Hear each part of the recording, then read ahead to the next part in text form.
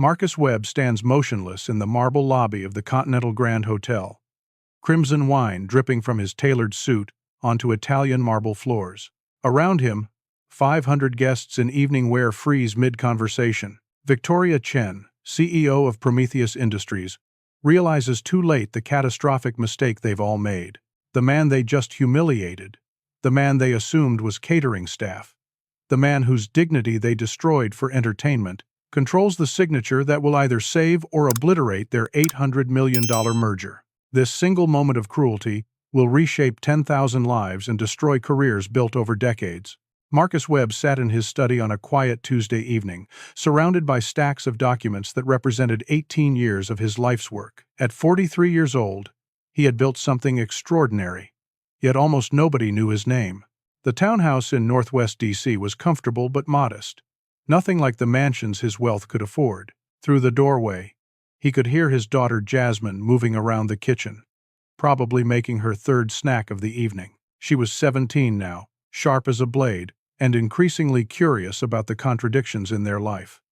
Marcus glanced at the merger documents spread across his mahogany desk. Atlas Technologies and Prometheus Industries. $2.3 billion in valuation meeting, $7 billion in desperate need. The papers detailed every aspect of the deal, every clause, every contingency. What they didn't mention was that Marcus Webb owned 68% of Atlas Technologies, making him the ultimate decision-maker on whether this merger happened at all. To the outside world, Raymond Torres was the face of Atlas, the CEO who gave interviews and attended conferences. Raymond was brilliant, charismatic, and genuinely good at his job. But Raymond worked for Marcus, had since the beginning, when Atlas was just 3 people in a cramped office in Silver Spring. Marcus preferred it this way. Anonymity gave him freedom. He took the metro to work, shopped at the Safeway on Georgia Avenue, lived among teachers and government workers who had no idea the quiet man in Unit 12 was worth over $1 billion.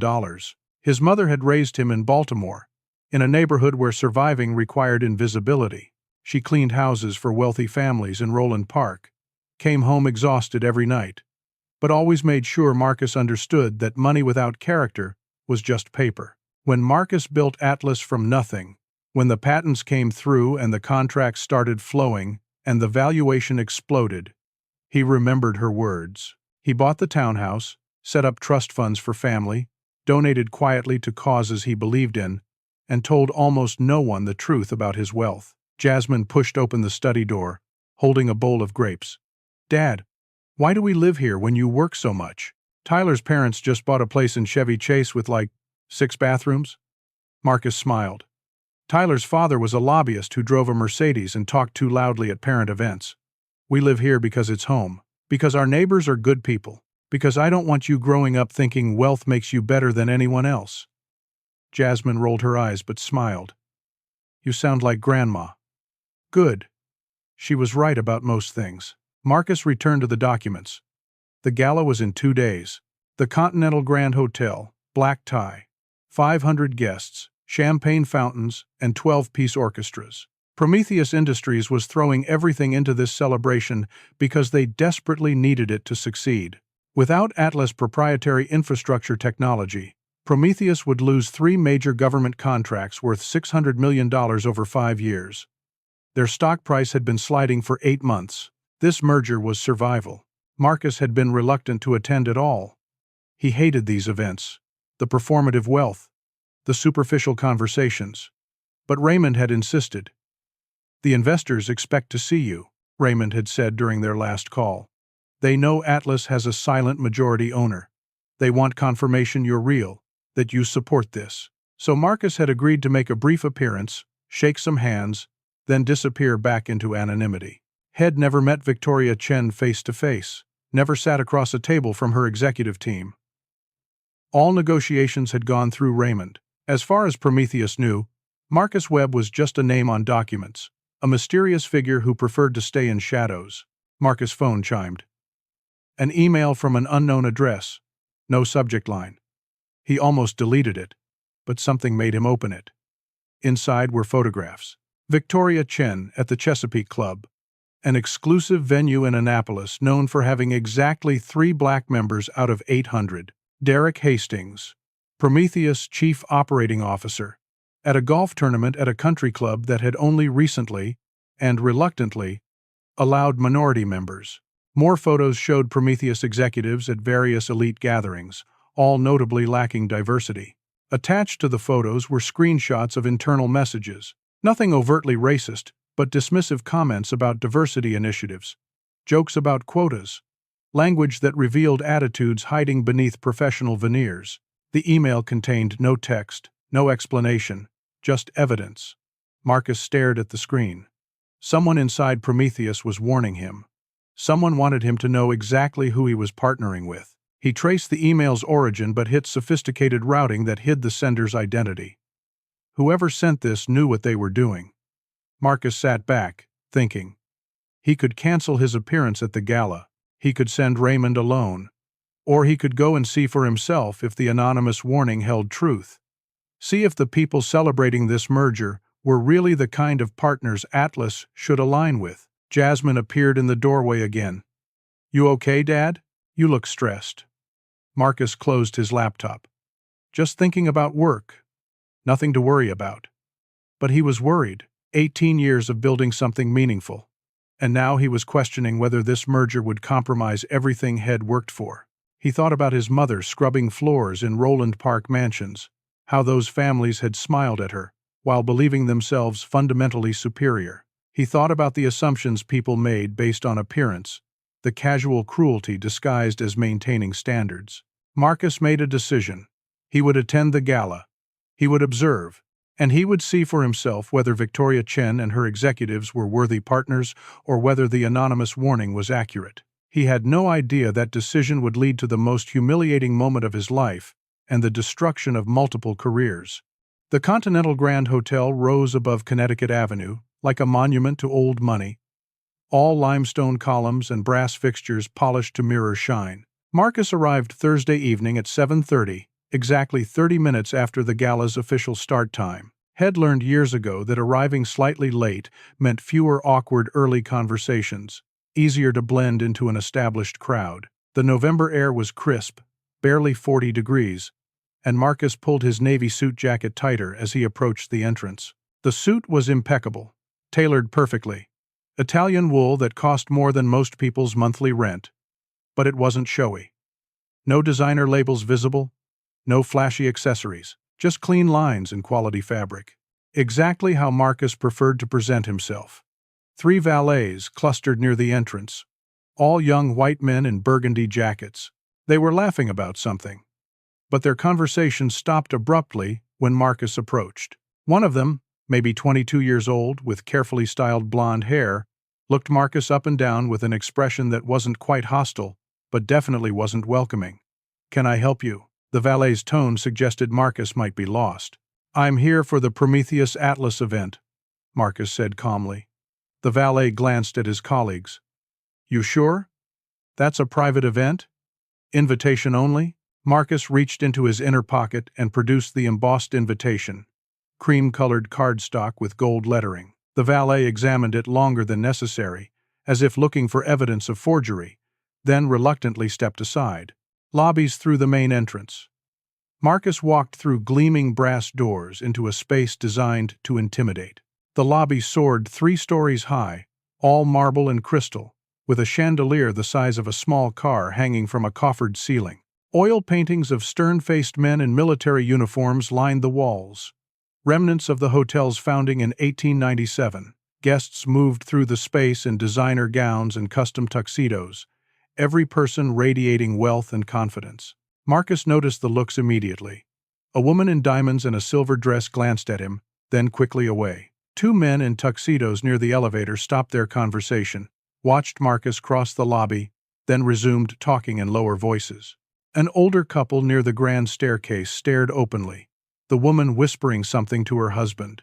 The registration desk sat beneath an archway flanked by marble columns. Behind it stood a young white woman in a hotel uniform, her blonde hair pulled into a severe bun. She was checking in guests, taking invitations, directing people to the ballroom on the 3rd floor. Marcus waited patiently in line behind a couple who took 5 minutes discussing whether their table assignment was optimal. When Marcus finally reached the desk, the attendant looked up with a professional smile that faltered slightly when she saw him. "Good evening. How can I help you?" She didn't ask for his invitation, didn't assume he was a guest. "I'm here for the Prometheus Atlas Gala. Marcus Webb." He slid his invitation across the marble counter. The attendant picked it up, studied it with obvious skepticism. "This is for the Atlas Technologies event." Her tone made it a question, as if Marcus might have grabbed the wrong invitation on his way out the door. "Yes." The attendant typed slowly on her computer, frowning at the screen. Behind Marcus, other guests were lining up, growing impatient. A man in a tuxedo sighed loudly. "Is there a problem?" Marcus asked. "I'm just confirming. This is a very exclusive event. We need to make sure everything is correct." She typed more, clicked her mouse several times, clearly stalling. Marcus remained calm. Had experienced this before, the subtle and not-so-subtle suggestions that he didn't belong in certain spaces. The attendant finally found his name in the system, though her expression suggested she wasn't happy about it. "Table 17. Third floor ballroom. The service elevators are around the corner if you need them." Marcus took his table assignment card. "Why would I need the service elevators?" "Oh, I just thought some guests prefer them because they're less crowded." Her cheeks reddened slightly. Shed revealed more than she intended. Marcus walked toward the main elevators without responding. Behind him, he heard the attendant greet the next guest with warmth that hadn't been present in her voice when speaking to him. The ballroom on the third floor was spectacular. 20-foot ceilings with elaborate plasterwork, floor-to-ceiling windows overlooking Connecticut Avenue, and enough crystal chandeliers to light a small city. Round tables covered in white linen filled the space.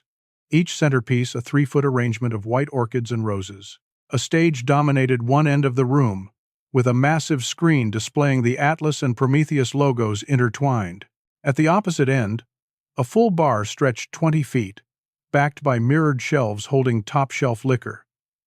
Servers in white jackets circulated with champagne and hors d'oeuvres. The crowd was enormous, at least 400 people already present, with more arriving constantly. Marcus scanned the room and his heart sank. The anonymous email hadn't exaggerated. The crowd was overwhelmingly white, maybe 95%. The few black faces he spotted were scattered, isolated, clearly uncomfortable. This was the kind of gathering his mother had served at, where she'd been invisible, except when someone needed something. Near the front of the ballroom, Marcus spotted Victoria Chen holding court. She was 52, elegant in a black gown that probably cost $20,000. Her hair swept up in a style that looked effortless, but had definitely required hours of work. Around her clustered her executive team, men in expensive tuxedos, women in designer dresses, all of them laughing at something Shed said. Victoria radiated power and confidence, a woman who'd built a $7 billion company through intelligence and ruthlessness. Across the room, Marcus saw Raymond Torres networking near the bar. Raymond looked every bit the successful CEO in his custom tuxedo, talking animatedly with a group of investors.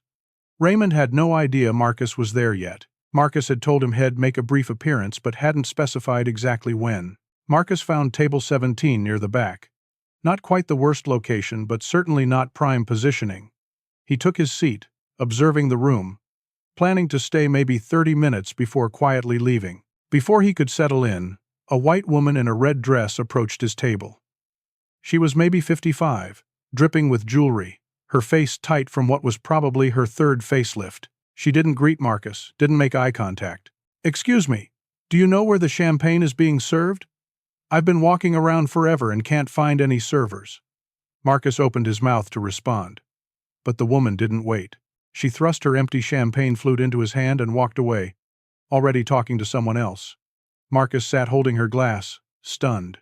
Shed assumed he was staff. Multiple people at nearby tables had witnessed the exchange, but nobody said anything. Nobody corrected her assumption. Nobody suggested that maybe the well-dressed black man at table 17 was actually a guest. Marcus set the glass carefully on the table. His jaw tightened, but he kept his expression neutral. This was exactly what the anonymous email had warned him about. He could leave right now. Should leave. But something made him stay. He needed to see how far this would go. Needed to confirm whether this was an isolated incident or a symptom of something deeper. A server passed by, a young black woman carrying a tray of champagne. She glanced at Marcus with an expression he recognized, a look that said she understood exactly what had just happened and was sorry he had to experience it. Marcus gave her a slight nod of acknowledgement. More guests mistook him for staff. A man dropped a used napkin on his table without a word. Another asked loudly where the restrooms were, clearly expecting Marcus to provide directions, as if he worked there. A group of women laughed when Marcus took a sip of water from his glass, one of them saying something about the help getting comfortable. Each incident was small, individually deniable, but collectively they painted a clear picture. These people saw a black man in a suit and could only imagine him in a service role. The idea that he might be a guest, an equal, a person of significance, didn't occur to them. Marcus watched Victoria Chen across the ballroom, saw her laughing with her chief operating officer Derek Hastings while gesturing dismissively toward the few black guests in the room. He saw Jennifer Walsh, Prometheus' chief financial officer, taking selfies with other executives, carefully angling her photos to include the opulent setting while excluding the servers. He saw Bradley Preston, the head of operations, telling jokes that made his group laugh too loudly, too aggressively. These were the people celebrating a partnership with his company. These were the people Raymond had been negotiating with for 9 months. These were the people who would profit from Atlas technology and reputation. Marcus pulled out his phone and made a decision. He texted Raymond, "I'm here. Table 17. Don't approach me. Just observe." Raymond's response came seconds later. "Everything okay?" Marcus replied, "Let's see." He put his phone away and waited. He wanted to see exactly who Victoria Chen and her executive team really were. He wanted them to reveal themselves without the filter of professional courtesy or legal liability. And they were about to oblige. The ballroom grew more crowded as the evening progressed, voices rising to compete with the 12-piece orchestra playing near the stage. Marcus remained at table 17, watching patterns emerge.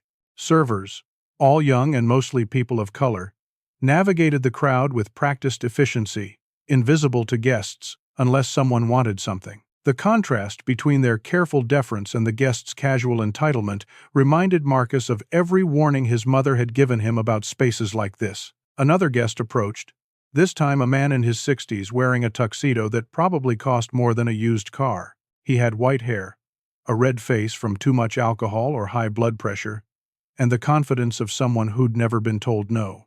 He looked at Marcus and snapped his fingers twice. "Hey, can you grab me another scotch?" "Macallan 18. Rocks. And hurry up. We're making toasts in 10 minutes. Marcus stared at him. The man didn't wait for a response, just turned away, already moving on to his next conversation. Marcus had now been mistaken for staff 7 times in 45 minutes. Each incident felt like a small cut, individually survivable, but collectively exhausting. He could see Raymond across the room, watching with increasing horror. Raymond started moving toward him, but Marcus shook his head slightly. Not yet. Victoria Chen's executive team gathered near Marcus' section of the ballroom. Derek Hastings, the chief operating officer, was impossible to miss. He stood 6 feet 3 inches tall. Former college football player Wad maintained his athletic build, and he commanded space the way some people commanded armies. Derek was on his 3rd scotch, his face flushed, his voice growing louder. Jennifer Walsh hovered nearby, phone constantly in her hand, documenting everything. She was 38, ambitious, known for her ruthless approach to cost-cutting. Bradley Preston, head of operations and the quietest of the group, stood slightly apart, watching the room with calculating eyes. Derek was telling a story about diversity hiring, his voice carrying across multiple tables. "So HR brings in these candidates, right?" And I'm sitting there thinking, we're really checking boxes here. Like, actual boxes. It's not even subtle anymore. Jennifer laughed too loudly, attracting attention from nearby guests. "Did you end up hiring anyone?" "Oh, we hired someone. Had to. Board was breathing down our necks about optics, but we put her in a position where she couldn't do much damage." He said it casually, like discussing the weather, not someone's career. Bradley added quietly, We had the same issue in operations. Sometimes you just have to play the game. Marcus listened, his expression carefully neutral. A server passed carrying champagne, weaving through the crowd with a tray held high. Derek Hastings, gesturing broadly while making another point, stepped backward without looking. He collided with the tray's edge, causing champagne to splash onto his sleeve. The server immediately apologized, even though Derek had backed into her. Derek spun around, his face darkening. He looked at the server, a young Latina woman who couldn't have been more than 25, and his expression shifted into anger. "Are you kidding me? Watch where you're going." "I'm so sorry, sir. I was standing still, but let me help you." She pulled a cloth napkin from her apron. Derek slapped her hand away. "Don't touch me. Do you know how much this tuxedo costs? More than you make in a year." People were watching now, conversations pausing, heads turning toward the commotion. Derek seemed to enjoy the attention. Jennifer Walsh had her phone out, recording. Derek turned his attention away from the server, dismissing her with a wave. And that's when he noticed Marcus sitting at the nearby table. Derek's eyes narrowed. He walked over, standing too close, using his height to intimidate. Are you with the hotel staff?" Marcus looked up at him calmly. "No." "Then, what are you doing here?" The question hung in the air, heavy with implication. Marcus could have ended everything right then, could have told Derek exactly who he was. But he wanted to see how far this would go, wanted documentation of who these people really were. "I'm a guest." "Invited guest." Derek looked at the other executives, then back at Marcus, skepticism clear on his face. "Really? Which company are you with?" "I'm here for the Atlas merger celebration." Derek laughed, a bark of disbelief. "You're with Atlas? Doing what, exactly?" "I'd rather not discuss my position at a social event." Marcus kept his voice level, professional. This seemed to infuriate Derek more than confrontation would have. Jennifer Walsh moved closer, still recording on her phone. "This is interesting. Someone should probably check his credentials." Bradley Preston added, "Seems suspicious. How did he even get in here?" A crowd was forming now, at least 20 people watching the interaction. Marcus noticed something chilling.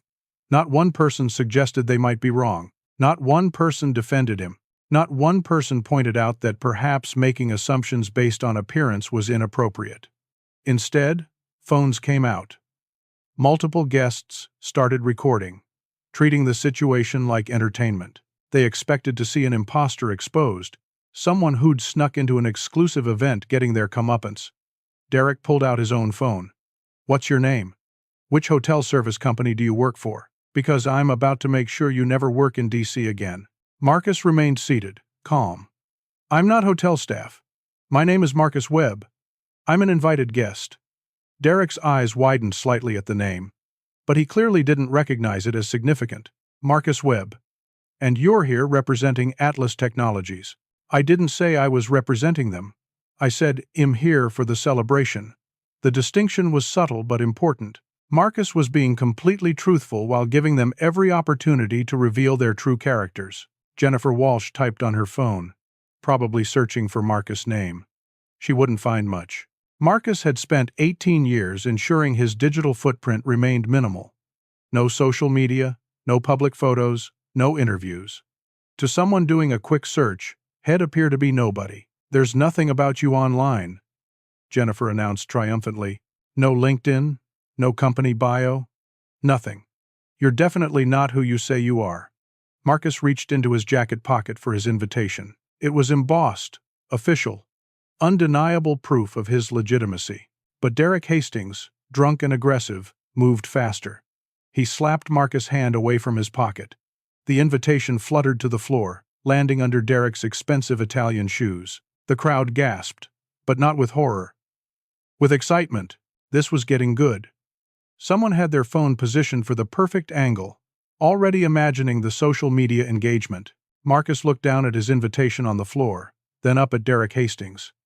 He could feel rage building inside him but kept it locked down. Getting angry would only confirm their assumptions about him. Instead, he spoke very quietly. "That was my invitation. I'd like it back." Derek looked down at the cream-colored card under his shoe, then deliberately ground his heel into it. Oops! The crowd's energy shifted. This had moved from entertainment into something darker. But still, nobody intervened. Nobody suggested Derek had gone too far. Victoria Chen herself was approaching now, drawn by the commotion. She moved through the crowd with the grace of someone used to being the most important person in any room. She assessed the situation quickly, taking in Derek's aggressive posture, Marcus sitting calmly at the table, and the crowd of guests documenting everything. "What's happening here?" Victoria's voice carried authority. Derek turned to her, respectful but not submissive. "This man claims he's an invited guest. But he has no credentials, no company affiliation we can verify. I think he crashed the event." Victoria looked at Marcus for a long moment. This was her opportunity to do the right thing, to question Derek's assumptions, to suggest they verify things properly. Instead, she made her choice. "Where's hotel security? This needs to be handled discreetly." And just like that, Victoria Chen sealed both their fates. 2 security guards appeared within minutes. Large men in dark suits with earpieces, and the kind of physical presence meant to discourage resistance. They approached Table 17 from opposite sides, a tactic designed to prevent escape. The older guard, maybe 50 with gray at his temples, spoke first. His voice was professionally neutral, but his body language suggested he'd already decided Marcus was a problem. "Sir, we're going to need you to come with us." Marcus remained seated, hands visible on the table. "I'm an invited guest. My name is Marcus Webb. If you check your guest list, you'll find me on it." The younger guard, built like he'd played defensive line in college, moved closer. "We've received reports that you've been harassing guests. We need to sort this out away from the event." "I haven't harassed anyone. I've been sitting here quietly. These people assumed I was staff and are now upset that I'm not." The guards exchanged a glance. They'd heard this kind of claim before, from people trying to talk their way out of trouble. The older guard reached for Marcus' arm. "Come with us, and we can verify everything downstairs." Marcus pulled his arm away, not aggressively, just firmly. "I'm not going anywhere. I have as much right to be here as anyone else. Check with Raymond Torres. He's the CEO of Atlas Technologies. He can verify my identity." But the crowd around him was growing, and their energy was turning uglier. A white man in his 40s, drunk and belligerent, shouted from the back, "Just throw him out already. Has been bothering people all night." A woman added, "I saw him taking champagne from the servers. He's definitely not a guest." The lies came easily, casually. People who had never interacted with Marcus were now inventing stories, creating a narrative that justified their assumptions. Jennifer Walsh was still recording. Her caption probably already written. Something about maintaining standards, protecting exclusive spaces, keeping out those who don't belong. The racial subtext would be just subtle enough to give her deniability, while dog whistling to her intended audience. Victoria Chen stepped forward again, and for a moment Marcus thought she might intervene properly. Instead, she looked at him with an expression mixing pity and dismissal. "Sir, I'm sure this is a misunderstanding, but I think it's best if you leave with security. We can sort out the confusion away from the event. These people have paid a great deal of money to be here, and we need to respect their experience." Her tone was so reasonable, so measured. She wasn't being overtly racist. She was just maintaining standards, protecting her guests' investment in an exclusive experience. That she was protecting them from a man whose only crime was being black and well-dressed didn't seem to register as problematic to her. Marcus stood slowly. The guards tensed, ready for resistance. But Marcus simply straightened his suit jacket and looked directly at Victoria. "You're making a terrible mistake." Victoria smiled tightly. "I don't think so. We have protocols for situations like this." That's when Derek Hastings made the decision that would destroy his life. He picked up a glass of red wine from a nearby table, a full glass of Cabernet, dark as blood. The crowd went silent. People sensed something significant was about to happen. Phones raised higher, everyone wanting the perfect angle. Derek held the glass up like a trophy. He was smiling. That particular smile of someone who believes they're untouchable. That power and position insulate them from consequences. He looked around at the crowd, making sure everyone was watching, ensuring maximum impact. "You know what I hate?" Derek's voice carried across the ballroom, amplified by the sudden silence. "I hate people who don't know their place. People who try to sneak into spaces they don't belong. People who think they can pretend to be something they're not just by putting on a nice suit." He took a step toward Marcus. The guards should have stopped him. Hotel management should have intervened. Victoria Chen should have shut it down. Nobody did. They all watched, complicit, as Derek continued his speech. "We work hard to build companies, to create value, to maintain standards in business and in life. And then people like you try to take shortcuts, try to infiltrate, try to benefit from our success without doing the work." Another step closer, Marcus stood perfectly still, knowing exactly what was about to happen, knowing that fighting it would only make things worse. His eyes found Raymond Torres across the ballroom. Raymond was pushing through the crowd, shouting something. But he was too far away, trapped behind too many people. Derek raised the glass higher.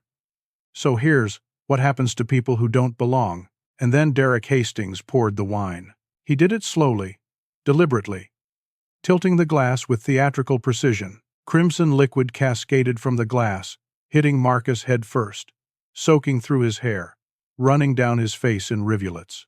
The wine soaked into his navy suit, spreading across his shoulders, his chest, dripping onto his white shirt, pooling in the fabric. It splashed onto the marble floor, creating a puddle around Marcus' feet that looked disturbingly like blood. The wine was cold and shocking, but Marcus didn't move, didn't flinch, didn't give Derek the satisfaction of a reaction. He stood absolutely still as wine dripped from his chin, his nose, his eyelashes. He could taste it in his mouth, feel it soaking through his clothes to his skin. The ballroom erupted. Some people gasped, hands flying to mouths in shock. But more people laughed. Actual laughter, as if they'd just witnessed the funniest thing they'd ever seen. Someone started applauding. Others joined in. Jennifer Walsh was still recording, her face alight with excitement, already imagining the social media engagement. Her fingers flew across her phone screen, posting in real time with a caption about maintaining standards and teaching lessons. Bradley Preston watched with a small smile, apparently appreciating Derek's boldness. Other executives nodded approvingly. "This is how you handle intruders. This is how you protect elite spaces." The crowd's energy was celebratory, triumphant, as if something righteous had just occurred. Derek held the empty glass up like a championship trophy. He turned to the crowd, feeding off their approval. "That's what happens when you try to con your way into places you don't belong." More applause, more laughter, more phones recording every second. Marcus finally moved. He slowly wiped wine from his eyes, his movements controlled and deliberate. His expression remained completely neutral, which seemed to unsettle people more than anger would have. The silence as he wiped his face was almost as loud as the laughter had been. Raymond Torres finally broke through the crowd, his face pale with horror. He understood immediately what this meant, understood that every person laughing had just participated in their own destruction. He rushed toward Marcus, but Marcus held up one hand, stopping him. "Not yet." Victoria Chen stood 5 feet away, her expression shifting from amusement to confusion to something that might have been recognition. She'd noticed Raymond Torres' reaction. She'd seen the absolute horror on his face. Something was wrong. Marcus looked directly at Victoria Chen. When he spoke, his voice was quiet, but in the shocked silence following the wine incident, every word carried clearly across the ballroom. "Miss Chen, you just destroyed your company." Victoria laughed nervously. "Excuse me. I'm Marcus Webb. I own Atlas Technologies. I control 68% of the company. I'm the person who signs off on mergers. I'm the person you've been negotiating with for 9 months through Raymond Torres." He gestured toward Raymond, who stood frozen, looking like he might be sick. "And you just let your chief operating officer pour wine on me for entertainment." The words hung in the air like smoke from a bomb. Derek Hastings' smile froze on his face. Jennifer Walsh's phone, still recording, captured her expression changing from triumph to absolute horror. Bradley Preston took an involuntary step backward. Victoria Chen's face went through a rapid series of emotions. Disbelief, confusion, recognition, and finally, devastating comprehension. The crowd's laughter died like someone had cut the power. The phones that had been recording with glee were now recording something completely different. The exact moment when hundreds of people realized they'd just witnessed and participated in a catastrophic act of racial discrimination against the one person who controlled their professional futures. Marcus stood in the center of the ballroom, wine dripping from his suit onto marble floors, surrounded by 500 people who had just learned the most expensive lesson of their lives. He didn't need to say anything else. The silence said everything. Victoria Chen's carefully constructed composure shattered like glass hitting concrete. Her mouth opened, closed, opened again. Words tried to form but came out as incomplete sounds. She looked between Marcus and Raymond Torres, desperate for someone to tell her this was a joke, a misunderstanding, anything other than the reality staring her in the face. Raymond stepped forward, his face a mask of professional calm despite the horror in his eyes. "Miss Chen, this is Marcus Webb, the founder and majority owner of Atlas Technologies. I'm the operational CEO, but Marcus has final approval on all major decisions, including mergers." The ballroom had gone from celebratory to funeral silent in seconds. 500 guests who had been laughing and applauding moments ago now stood frozen, collective realizations spreading through the crowd like poison. Every person who had filmed the incident, who had laughed, who had applauded, who had participated even passively, understood they had just documented their own participation in something indefensible. Derek Hastings stood holding the empty wine glass, his face cycling through emotions too quickly to track. Red flush from alcohol and anger fading to pale shock. His hands started shaking. The glass slipped from his fingers and shattered on the marble floor, the sound impossibly loud in the silence. "I didn't know," Derek stammered. "How was I supposed to know? You're not in any of the materials. Raymond handles everything public-facing. You're not on the website, not in press releases. How could anyone know?" Marcus wiped more wine from his face with his hand, his movements slow and deliberate. "You weren't supposed to know who I was. You were supposed to treat me with basic human dignity, regardless of who I was." Jennifer Walsh frantically tapped her phone screen, trying to delete her social media posts. But screenshots were already spreading. Other guests had captured her captions, her gleeful commentary about maintaining standards and gatekeeping. The internet worked fast. Within minutes, her posts were being shared across platforms, dissected, condemned. Her fingers shook as she realized deletion was pointless. The damage was permanent. Bradley Preston tried to salvage something from the wreckage. He stepped forward, hands raised in a placating gesture. "Mr. Webb, I think if we could discuss this privately, away from the crowd, we could work through this misunderstanding. I'm sure we can find a resolution that benefits everyone." Marcus turned his gaze on Bradley. "There is no misunderstanding. There's perfect understanding. Your company's leadership saw a black man in a suit and decided he had to be an intruder. Your COO poured wine on me, while hundreds of people recorded and laughed. There's nothing to work through. The merger is canceled." The words hit like a physical blow. Several people in the crowd audibly gasped. Victoria Chen's face went from pale to gray. "Mr. Webb, please. We can't cancel the merger. Prometheus needs this partnership to survive. Without Atlas infrastructure technology, we'll lose the Department of Defense contracts, the telecommunications projects, everything. Our stock price will collapse. Then you should have thought about that before you let your executives humiliate me for entertainment." Victoria's professional composure completely abandoned her. She stepped closer, her voice rising to something approaching desperation. "This was Derek's mistake, not the company's. We can fire him immediately. We can make this right. Please, thousands of people work for Prometheus. They don't deserve to lose their jobs because of one executive's terrible judgment." Marcus considered her words. "You're right. Your employees don't deserve it. But they're going to suffer anyway because their leadership created a culture where this kind of behavior was acceptable. You stood right here and let it happen. You suggested I leave with security because you assumed the white executives were correct and I was the problem. You made that choice, Miss Chen. Now you get to live with the consequences." Derek Hastings found his voice, words tumbling out in a desperate rush. "I'll resign. Right now. I'll take full responsibility.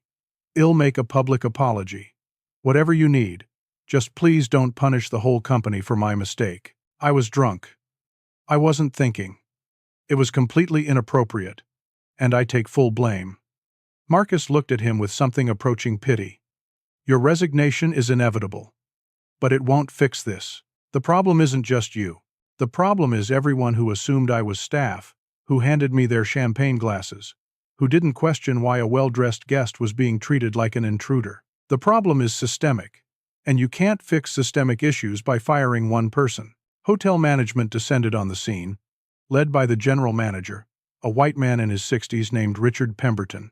He approached Marcus with the kind of obsequious respect that came too late to matter. Mr. Webb, I cannot apologize enough for what just happened in my establishment. This is absolutely unacceptable.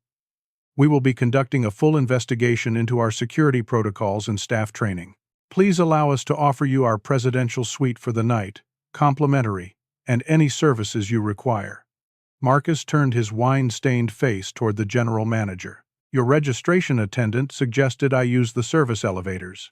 Your valets questioned whether I belonged here. Your security guards were ready to remove me based solely on the word of white guests. The problem isn't your protocols. The problem is the assumptions built into every interaction. Richard Pemberton's face reddened. I assure you, we do not tolerate discrimination at the Continental Grand Hotel. And yet here we are. The crowd began to fracture. Some guests were slipping toward the exits, wanting distance from the scandal. They understood that being present, being documented in the background of videos showing the wine incident, would be professional poison. Others moved closer, morbidly fascinated, wanting to witness every moment of the unfolding disaster. Phones were everywhere, no longer recording gleefully but documenting with the sober recognition that they were witnessing something historically significant. News of the incident was already spreading beyond the ballroom. Social media algorithms were pushing the videos to millions of feeds. Hashtags were forming. Think pieces were being drafted. The story was too perfect, too symbolic. Wealthy white executives humiliating a black businessman only to discover he controlled their financial futures. It had everything modern discourse craved. Victoria Chen was crying now, actual tears running down her cheeks, destroying her makeup. Please, I'm begging you. Give us a chance to make this right. Well, implement new diversity training. Well, restructure the executive team. Well, create oversight committees. Whatever you need, just don't cancel the merger.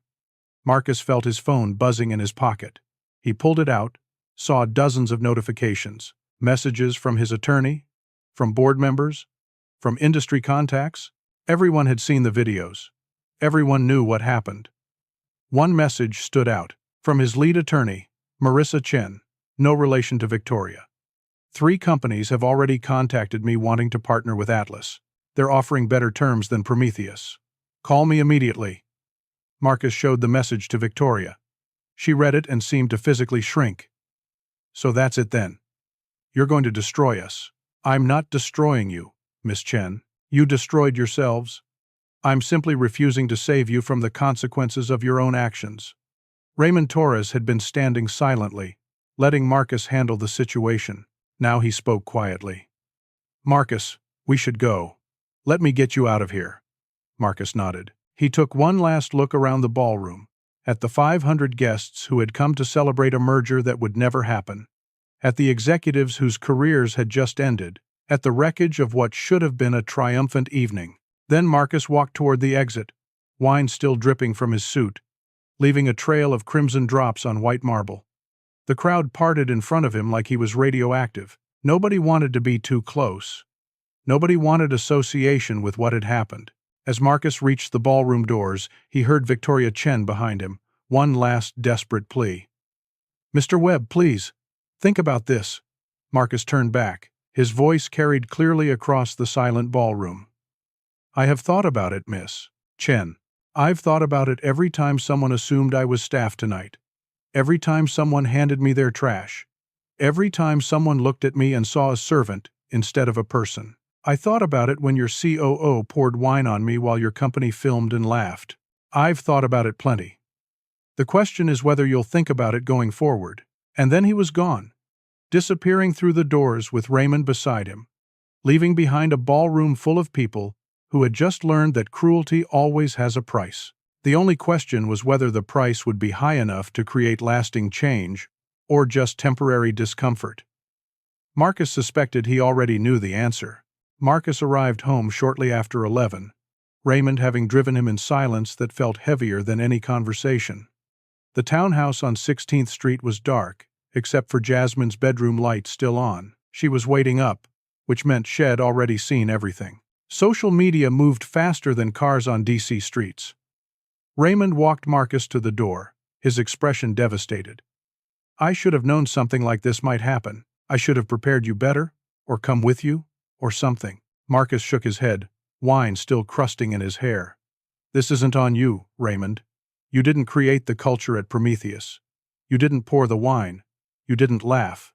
But I pushed you to attend. I told you the investors needed to see you.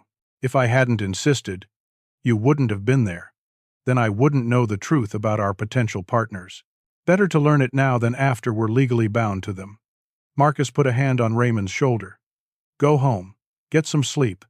Tomorrow's going to be complicated." Raymond left reluctantly. Marcus entered his townhouse to find Jasmine sitting on the stairs, laptop open, face illuminated by screen light. She looked up at him, and her expression transformed from worry to fury. "Dad. Dad? What the hell? I've seen the videos like 40 times. Everyone at school is texting me. This is everywhere. Are you okay?" Marcus sat on the stairs beside his daughter. The wine had dried into his suit, making the fabric stiff and uncomfortable. "I'm fine, sweetheart." Embarrassed, angry, but fine. "Fine. They poured wine on you. Those people stood there and laughed while that guy poured wine on your head like you were nothing. And now everyone's saying you own the company and you're going to destroy them, and there are hashtags and memes and think pieces, and I just... Dad, I'm so sorry.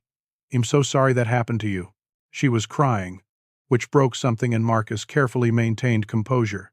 He pulled her into a hug, not caring about the wine stains. "It's not your fault. It's not even really about me. It's about assumptions people make, about casual cruelty that hides behind social norms. What happened tonight happens to black people every day in smaller, quieter ways. Are you going to sue them? Destroy their company? Make them pay?" Marcus pulled back, looked at his daughter.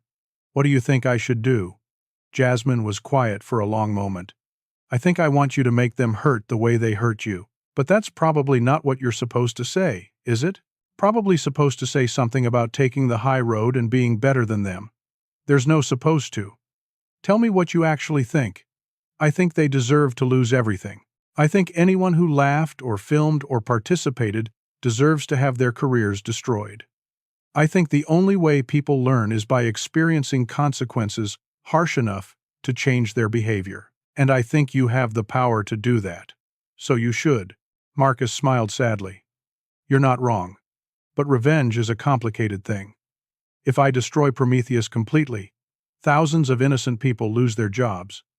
Families lose health insurance. College funds disappear. People who had nothing to do with what happened tonight suffer. But that's not your responsibility.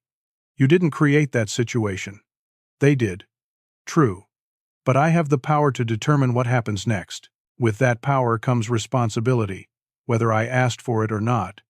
They sat together on the stairs while Marcus' phone continued buzzing with messages, calls, notifications. The world wanted to know what Marcus Webb would do next, how he'd respond to being publicly humiliated, whether justice or revenge would guide his choices.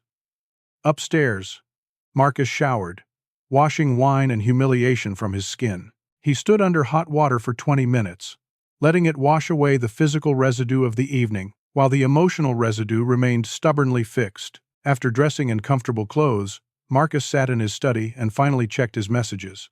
The volume was overwhelming. Marissa Chen, his lead attorney, had called 6 times. He called her back. She answered on the first ring. "Marcus, I've been fielding calls for 3 hours. Are you okay?" "Physically, yes. Everything else, that's harder to answer. I won't ask if you want to pursue legal action because I know you well enough to know that's not your style. But I need to tell you what's happening in the business world. Prometheus stock has dropped 18% in after-hours trading. 3 board members have already resigned. Victoria Chen is facing a vote of no confidence. Derek Hastings was terminated an hour ago, along with Jennifer Walsh and Bradley Preston. The Continental Grand Hotel is hemorrhaging event cancellations. And you, Marcus, have become the most sought-after partner in technology. 3 companies contacted you, try 15, and not small firms. IBM wants to talk. Microsoft, Amazon, companies that would never have reached out to Atlas as a secondary player, suddenly see you as essential. What happened tonight proved something to them. You have principles that matter more than profit. And in the current cultural climate, that's valuable. Marcus absorbed this. So my humiliation increased my market value. Your grace under humiliation increased your value. The videos show you standing perfectly still while wine is poured on you, not fighting back, not losing control. Then you reveal your identity with quiet dignity and walk away. People are calling you a model of restraint and professionalism. Some are calling you a hero. I'm not a hero, Marissa. I'm just a man who got wine poured on him and didn't throw a punch. In the current moment, that's enough. So what do you want to do? The merger with Prometheus is obviously dead, but what about partnerships with other firms? What about Prometheus itself? Victoria Chen called me twice, begging for reconsideration. The company has 72 hours before major contracts start falling through. Marcus thought about Jasmine's words, about consequences and justice. Set up meetings with the companies that reached out. I want to hear their offers. As for Prometheus, I'll make a decision after I have more information. Right now, I just need to sleep. But sleep didn't come easily. Marcus lay in bed watching ceiling shadows, replaying the evening's events, the looks when he entered the hotel, the casual way guests handed him their trash, Derek Hastings' theatrical cruelty, the laughter. Had experienced discrimination before, of course. Growing up black in America meant accumulating thousands of small wounds, each individually survivable, collectively exhausting. But tonight had been different because it had been so public, so documented, so undeniably captured in high-definition video for the world to witness. There could be no gaslighting, no suggestion that Head misinterpreted innocent interactions. The cruelty was explicit and recorded. Around 3 a.m, Marcus' phone rang. Unknown number. He normally wouldn't answer, but something made him pick up. Marcus Webb. Mr. Webb? This is Senator Patricia Morrison. I apologize for calling so late, but I wanted to reach you before the media circus fully forms tomorrow. Marcus sat up, suddenly alert. Senator Morrison chaired the Senate Commerce Committee and was one of the most powerful black women in American politics. Senator, I'm honored, though I'm surprised. Don't be. What happened to you tonight is exactly the kind of systemic discrimination I've been fighting against for 20 years. The only difference is, this time it got caught on camera in a way that's impossible to deny or minimize. I want to use your story, with your permission, to push for real accountability in corporate America. What kind of accountability? Hearings. Investigations into discriminatory practices at major corporations. New legislation requiring diversity at executive levels with actual enforcement mechanisms. Your incident isn't unique, Marcus. It's just uniquely well documented. But I need your cooperation. I need you to testify, to tell your story publicly, to put a face and voice to statistics that people usually ignore. Marcus considered this. And if I say no, then I still pursue this, but with less impact. You're the perfect plaintiff. Successful, articulate, undeniably credentialed. Nobody can claim you don't belong in elite spaces. That makes your story powerful ammunition. It also makes me a target. Every person who lost money when Prometheus stock crashed will blame me. Every executive who gets fired because of increased scrutiny will see me as the enemy. Senator Morrison's voice softened. You're already a target, Marcus? The moment those videos went viral, you became a symbol whether you wanted to be or not. The question is whether you use that symbolism for change or try to retreat back into anonymity. She was right, and Marcus knew it. I'll think about it, Senator, but I can't commit to anything tonight. That's fair. But Marcus, be careful. People who profit from the current system will fight to protect it. You've just threatened their power structure. They'll fight back, and they won't be gentle. After the call ended, Marcus couldn't sleep at all. He sat in his study, reading responses to the viral videos, watching his life become public property. Some responses were supportive, celebrating him as a hero. Others were vicious, accusing him of playing the victim, of weaponizing racial grievance for profit. The division was sharp and predictable, falling along familiar political lines. By 5 in the morning, major news networks had picked up the story. By 6, Marcus was trending on every social platform. By 7, his doorbell started ringing with reporters requesting interviews. Marcus ignored them all. He made breakfast for Jasmine, drove her to school despite her protests that everyone would be weird about what happened. Then he met with Raymond and Marissa to plan their next moves. The world wanted to know what Marcus Webb would do next. So did Marcus. He knew his decisions over the next few days would determine not just his company's future, but potentially the trajectory of corporate accountability in America.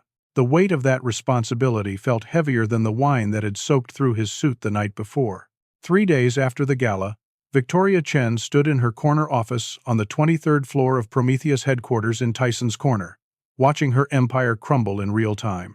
The view overlooked the Capitol Beltway, normally a symbol of power and connection, now just a reminder of how quickly traffic could change direction. Her phone lit up with another emergency message from the board. Prometheus stock had dropped 43% since Thursday night. Major investors were demanding her resignation. 3 government contracts worth $600 million had been suspended pending ethics reviews.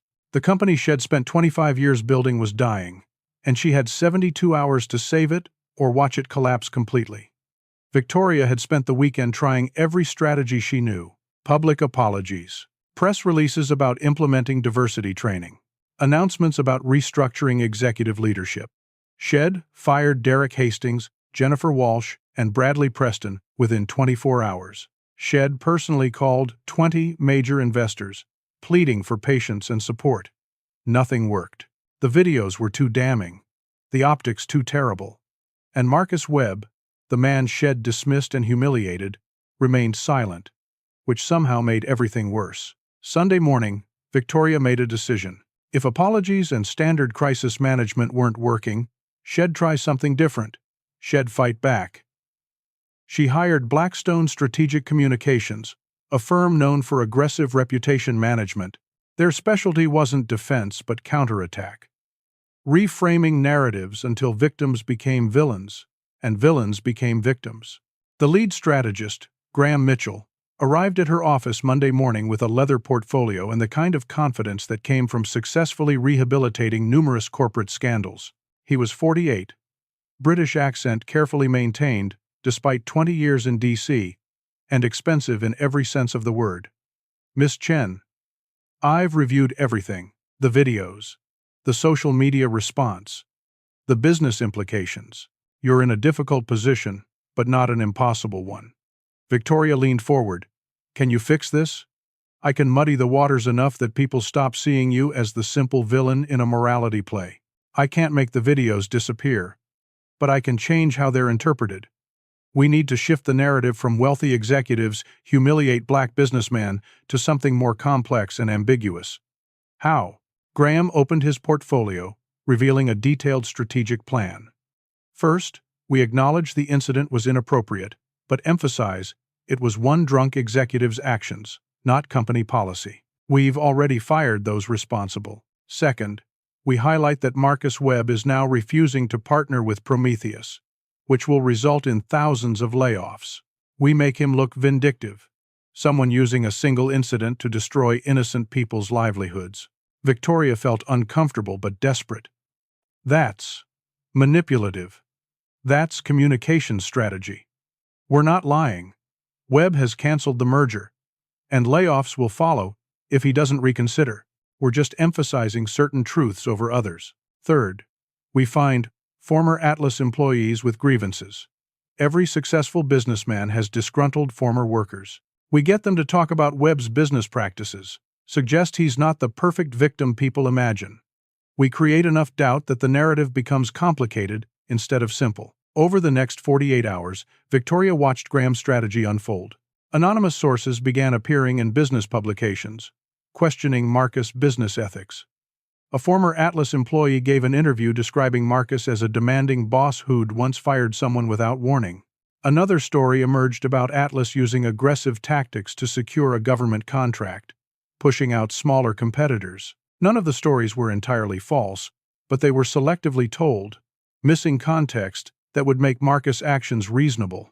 Graham also convinced Derek Hastings to do a rehabilitation interview with a sympathetic conservative outlet. Derek appeared contrite, explaining he'd been drinking. That he'd made a terrible mistake in a moment of poor judgment.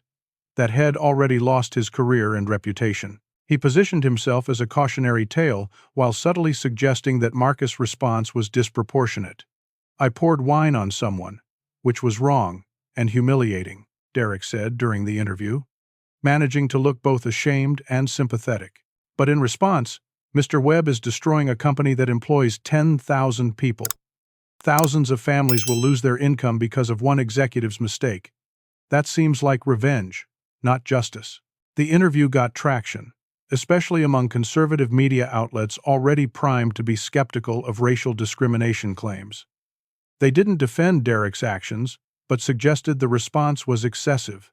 Op-eds appeared with titles like, "When Does Accountability Become Cruelty?" and "The Problem with Cancel Culture in Corporate America." Some business leaders, mostly older white men whose own companies had diversity problems, quietly agreed that Marcus was overreacting. They didn't say so publicly, but in private conversations at their clubs and golf courses, they suggested that maybe Derek had been wrong. But Marcus was being vindictive. Stock traders, seeing potential weakness in the narrative, began betting that Prometheus might survive if Victoria could successfully reframe the story. The company's stock stabilized, even recovering a few percentage points. Victoria felt a flicker of hope. Maybe this would work? Maybe she could salvage something from the wreckage. Then Marcus' attorney called. Marissa Chen's voice was professional but cold. "Miss Chen, we've been monitoring the media strategy you've deployed. The anonymous sources, the selective stories, the attempt to reframe Mr. Webb as vindictive. I want you to know that every one of those tactics is being documented for potential legal action." Victoria's throat tightened. "I'm simply defending my company and my employees. You're engaging in a smear campaign against the man your executives publicly humiliated. We have evidence that you're coordinating with certain media outlets, paying sources for negative stories, manufacturing a counter-narrative designed to minimize racial discrimination. That puts you in very dangerous legal territory." Victoria ended the call and immediately contacted Graham Mitchell. "They know what we're doing. They're threatening legal action." Graham remained calm. "Let them threaten. We're not doing anything illegal. Aggressive communication strategy isn't a crime. Keep moving forward." But Victoria couldn't shake her anxiety.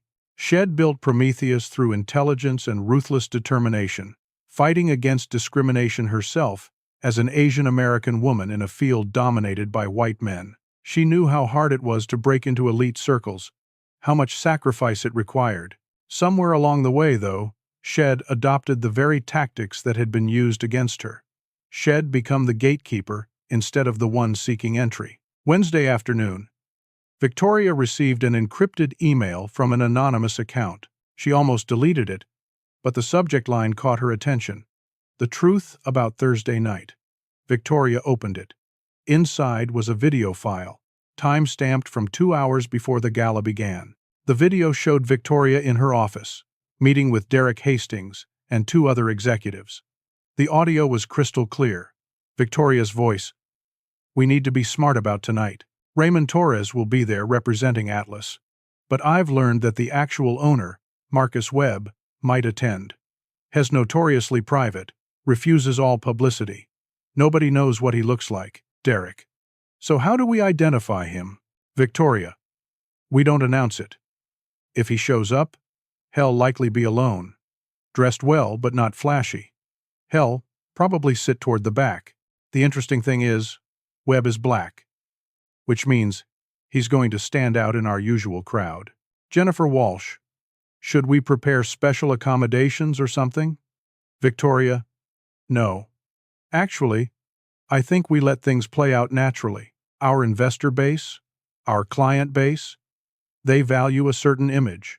If Webb sees how naturally exclusive our events are, how we maintain certain standards without being explicit about it, it might actually strengthen our position with our core demographic. Derek, you're saying we let him experience the usual gatekeeping. Victoria, I'm saying we don't go out of our way to make him comfortable. We let our crowd be themselves.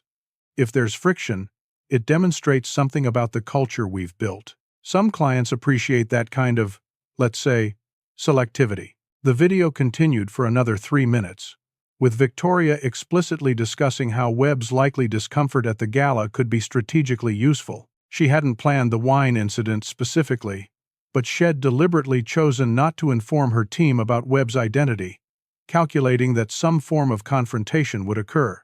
The email contained a second file, copies of texts between Victoria and Graham Mitchell, coordinating the media counterattack, including discussions about paying sources and manufacturing stories. The email had no message, just the evidence. Victoria stared at her screen, blood rushing in her ears. Someone had been recording her. Someone had access to her private communications. Someone was about to destroy her completely. Her phone rang. "Unknown number," she answered. "Miss Chen. This is Sarah Chen." Victoria froze. Sarah was her younger sister, 47 years old, Vice President of Strategic Development at Prometheus. Sarah had been passed over for CEO when their father stepped down 8 years ago, and their relationship had been strained ever since. "Sarah? Was that you? Did you send that email?" "I did. And before you ask why, I'll tell you. Because you've become everything we swore we'd never be. When we started in this business, we faced discrimination constantly. Men dismissing us, clients assuming we were secretaries, investors refusing to take meetings. You remember?" Victoria's voice shook. "Of course I remember. Then how did you become the same kind of person who hurt us? How did you decide that strategic racism was acceptable business practice?" "I sent evidence to Marcus Webb. He has everything. The pre-gala meeting, your media strategy, all of it. He knows you deliberately set him up." Victoria felt her world collapsing. "Why would you do this? You're destroying the company. Dad's legacy, our family. I'm destroying the corruption that the company became under your leadership. Dad built Prometheus on integrity. You transformed it into something ugly. I've watched you for years, becoming harder, crueler, more willing to compromise principles for profit. Thursday night was just the culmination. I won't be part of it anymore." Sarah hung up. Victoria sat in her corner office, overlooking the Beltway, understanding that everything was over. Not just the merger, not just her job, but her entire reputation, her legacy, everything she'd built. Marcus Webb had the evidence of her premeditation. He could release it and destroy her completely. Prove that Thursday night wasn't a spontaneous incident of poor judgment, but a calculated strategy. Victoria had one choice left. She could wait for Marcus to destroy her publicly, or she could try one last desperate move. She called Marissa Chen. "I need to meet with Marcus Webb. In person. No lawyers, no recording, just 2 people talking. Please." Marcus sat in Atlas Technologies' modest headquarters in Silver Spring, a 4-story building that deliberately avoided the glass and steel ostentation of tech giants, reviewing the evidence Sarah Chen had provided. The pre-gala video showed Victoria Chen not just allowing discrimination but strategically planning for it. The text messages revealed a coordinated smear campaign designed to reframe him as the villain. Everything was time-stamped, documented, undeniable. Marissa Chen stood by the window, arms crossed. "With this evidence, we can destroy her completely. File lawsuits for defamation, discrimination, conspiracy. Criminal charges are possible. And when we release this publicly, Victoria Chen's career won't just end. Her reputation will be so toxic she'll never work in corporate America again." Marcus studied the video again. Victoria's calculated cruelty was worse than Derek Hastings' drunk stupidity, because it was premeditated. Why did Sarah send this to us? She claims she couldn't watch her sister become what they'd both fought against. Whether that's true idealism or a power play to take over the company herself, I can't say. But her motives don't change the value of the evidence. Raymond Torres entered the office, looking exhausted. "The board wants decisions, Marcus. 15 companies are offering partnership terms. Some are better than what Prometheus proposed. IBM is offering full acquisition at $2.7 billion, which is $200 million above our valuation. We could accept and move forward. Leave all this behind. Marcus knew Raymond was right. The logical business decision was to take the best offer and let Prometheus collapse under the weight of its own corruption. But Marcus couldn't stop thinking about something Jasmine had said. Thousands of innocent people would suffer for their leadership's sins. His phone rang. Marissa answered, listened, then looked at Marcus. Victoria Chen wants to meet with you. In person. Alone, she's pleading. Marcus felt surprise, then curiosity. Set it up. Tomorrow afternoon. Neutral location. And Marissa, before that meeting, I need you to do something else. Over the next 18 hours, Marcus' team moved with precision. Marissa contacted Bradley Preston, Jennifer Walsh, and Prometheus Chief Legal Officer, David Kim. She offered each of them immunity from lawsuits and generous severance packages in exchange for sworn testimony about what they knew regarding Victoria's premeditation. They cracked in order. David Kim went first, terrified of legal liability. Had been in the pre-gala meeting, heard Victoria discuss letting Marcus experience natural gatekeeping, and had advised her about potential legal exposure. He provided detailed notes from that conversation. Jennifer Walsh provided evidence of the social media strategy Victoria approved, including specific language designed to dog whistle to clients who valued exclusive environments. She also revealed that Victoria had known Derek Hastings had a history of aggressive behavior when drinking, but hadn't intervened because his bullying was sometimes strategically useful.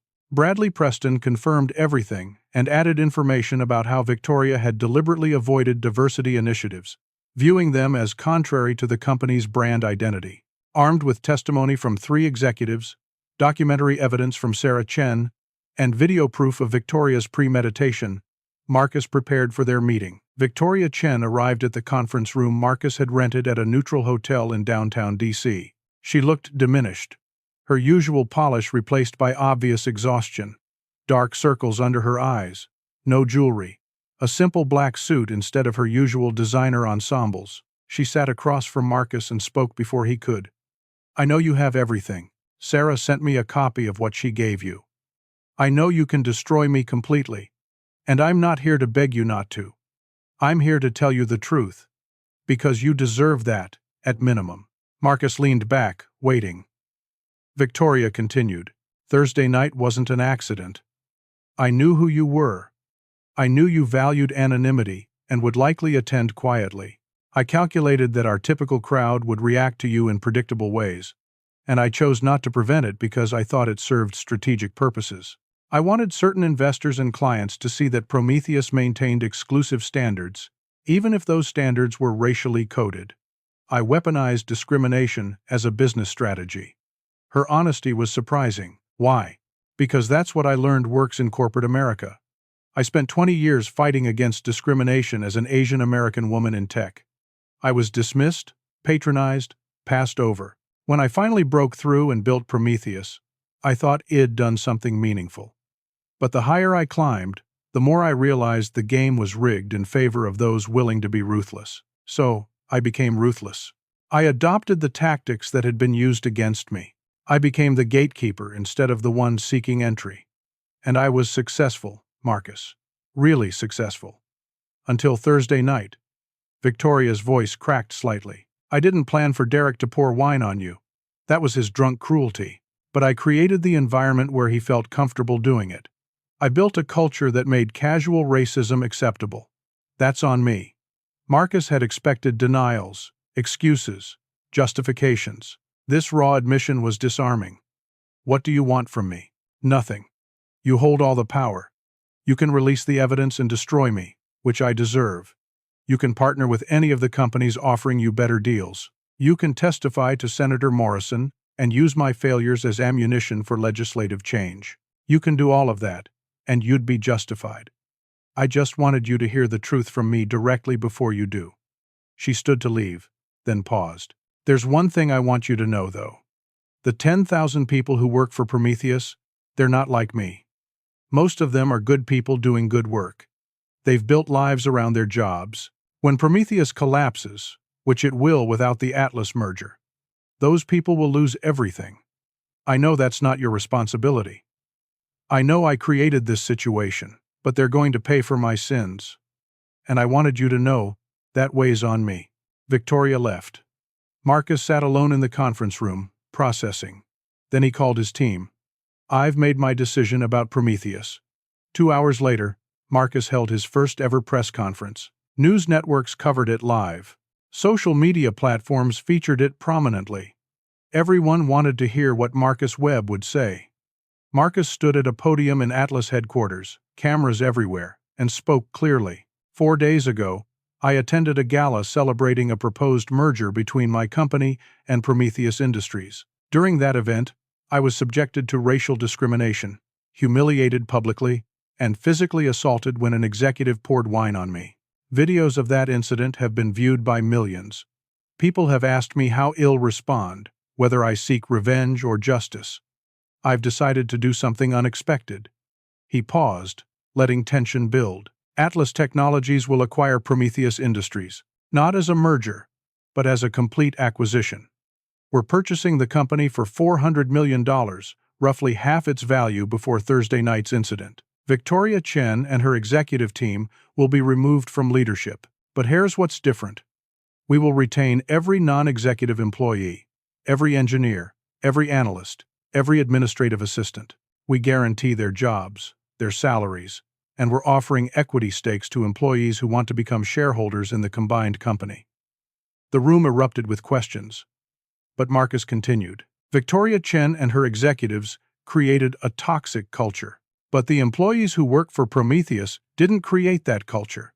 They just tried to survive in it. I refuse to punish 10,000 innocent people because their leadership failed. This acquisition saves jobs while removing the leadership that made discrimination acceptable. It's accountability without collective punishment." He took questions. One reporter asked if this was really about justice or just acquiring a competitor cheaply. Marcus answered honestly, "It's both. I'm getting a valuable company at a discount, which benefits Atlas and our shareholders, but am also demonstrating that you can pursue business interests while maintaining ethical principles. These things aren't mutually exclusive." Another reporter asked about Victoria Chen specifically. Marcus considered his response carefully. "Miss Chen built a successful company through intelligence and determination.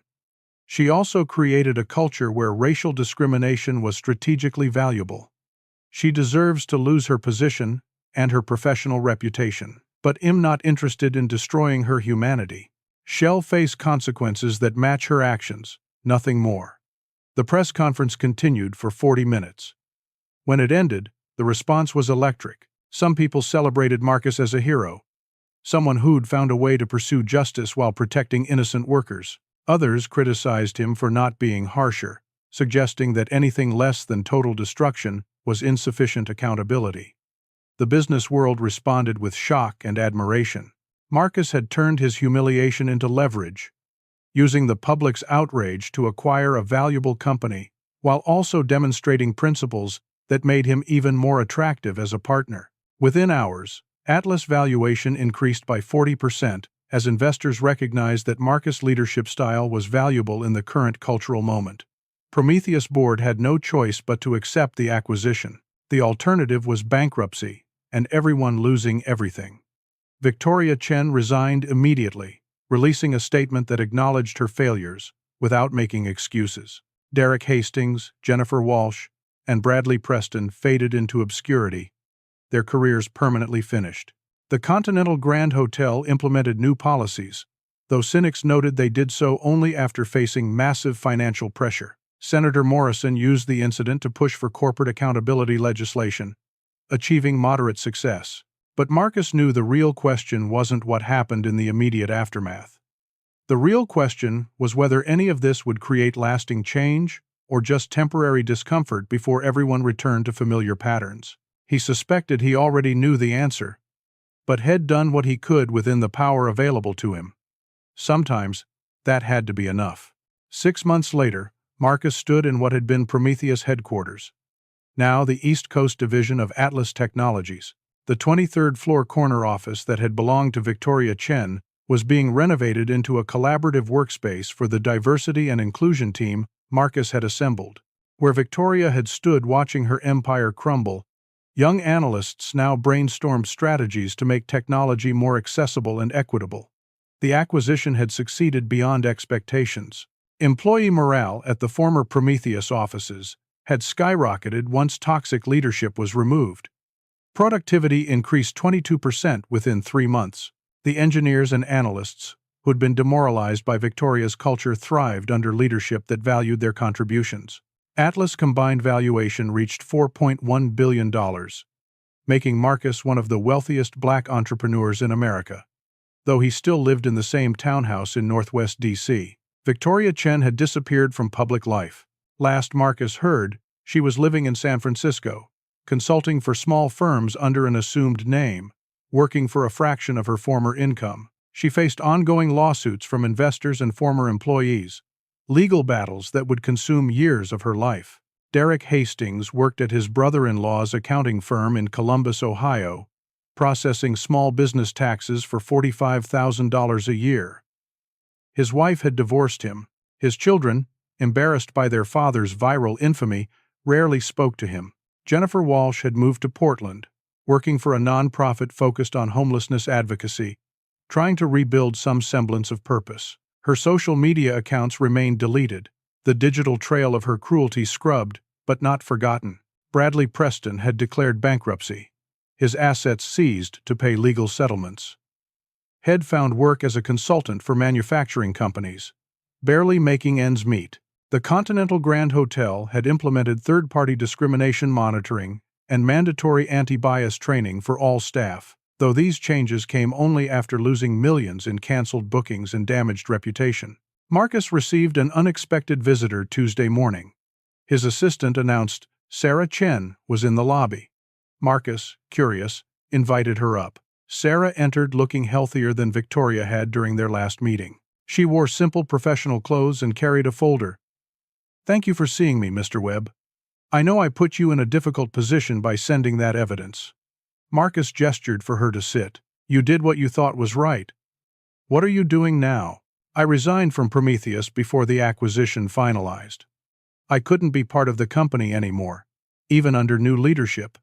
Too many complicated memories. I've started a nonprofit focused on exposing discriminatory practices in corporate America. We document incidents, support victims, push for accountability.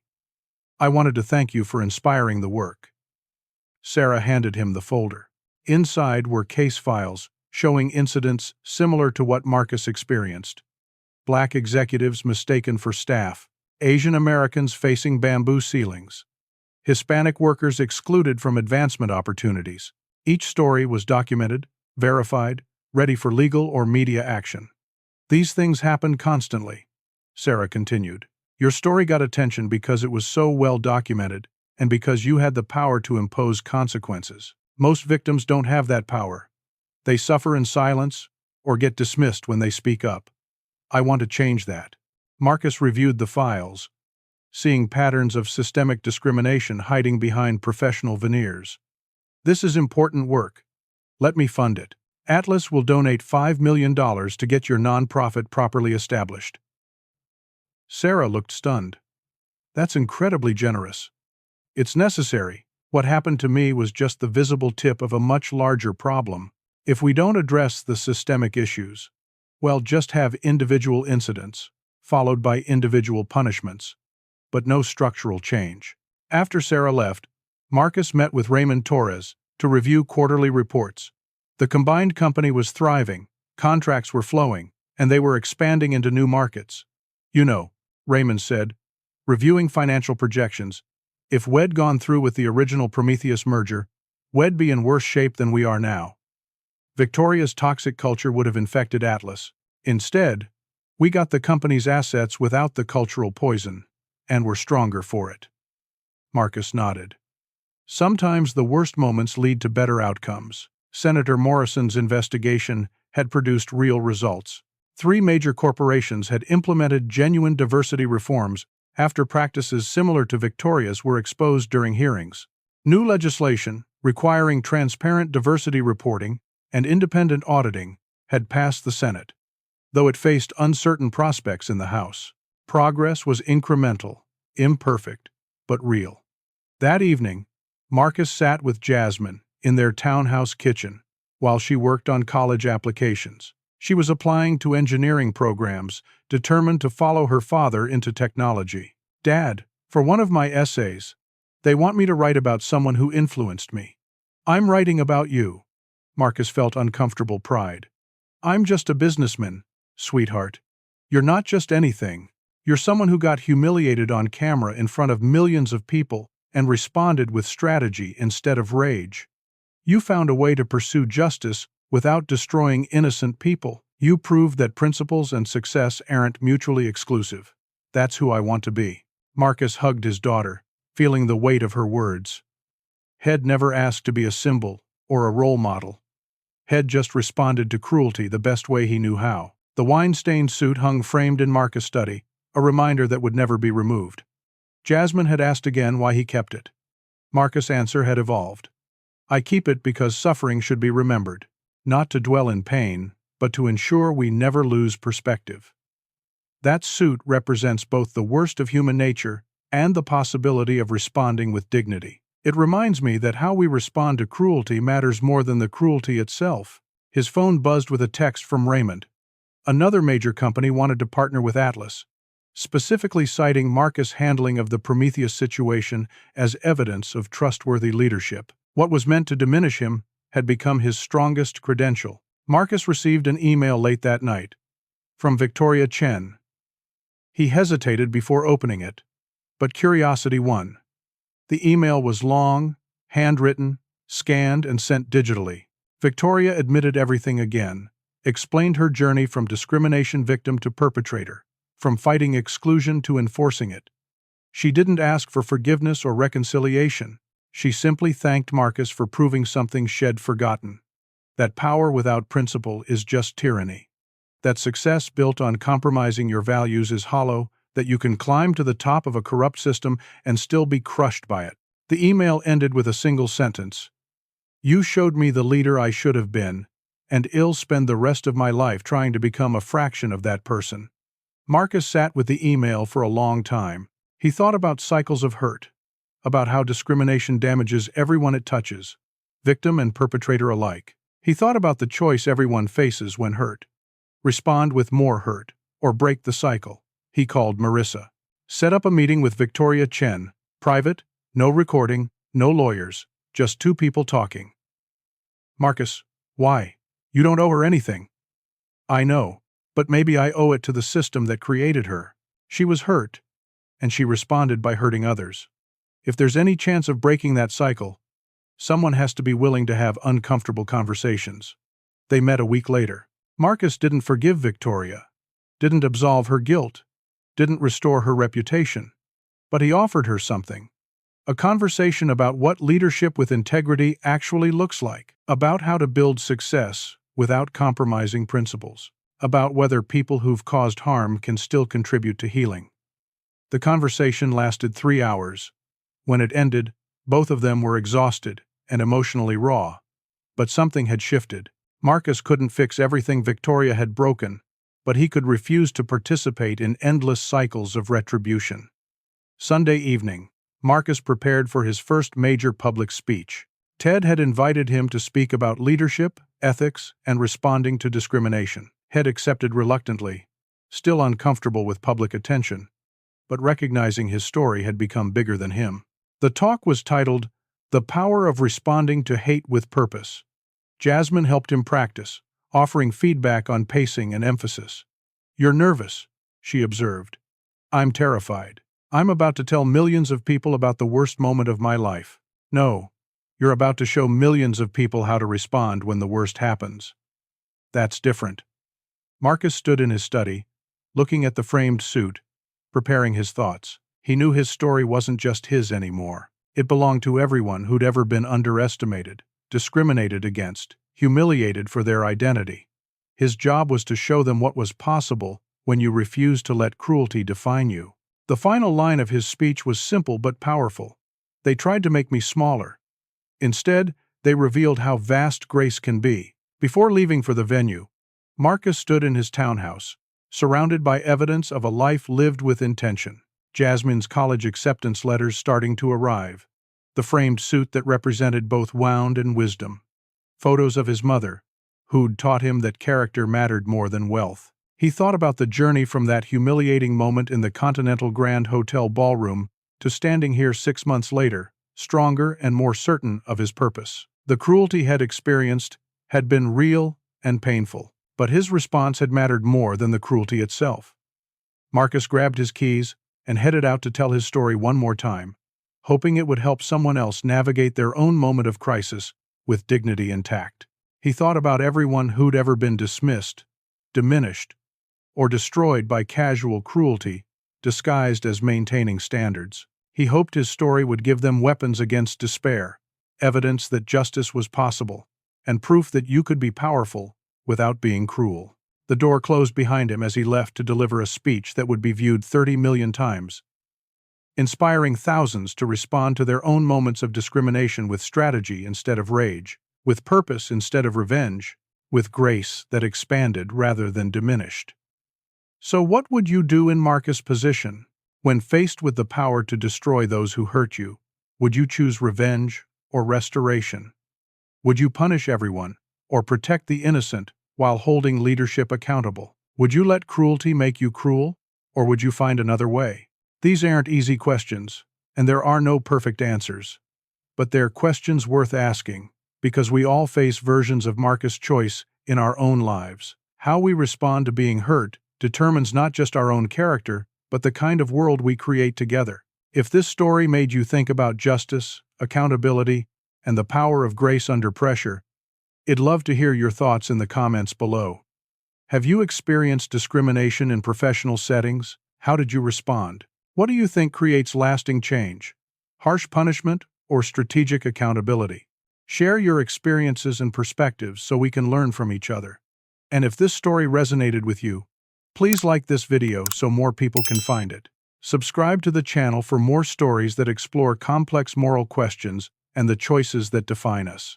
Share this with someone who needs to be reminded that dignity under pressure is its own form of power. Together, we can build spaces where excellence is recognized regardless of appearance, where cruelty has consequences, and where grace expands possibilities rather than limiting them. Thank you for spending this time with Marcus' story. May you find the strength to respond to your own challenges with wisdom, strategy, and the kind of grace that transforms pain into purpose. Until next time, remember, they may try to make you smaller, but you get to decide how vast your grace can be.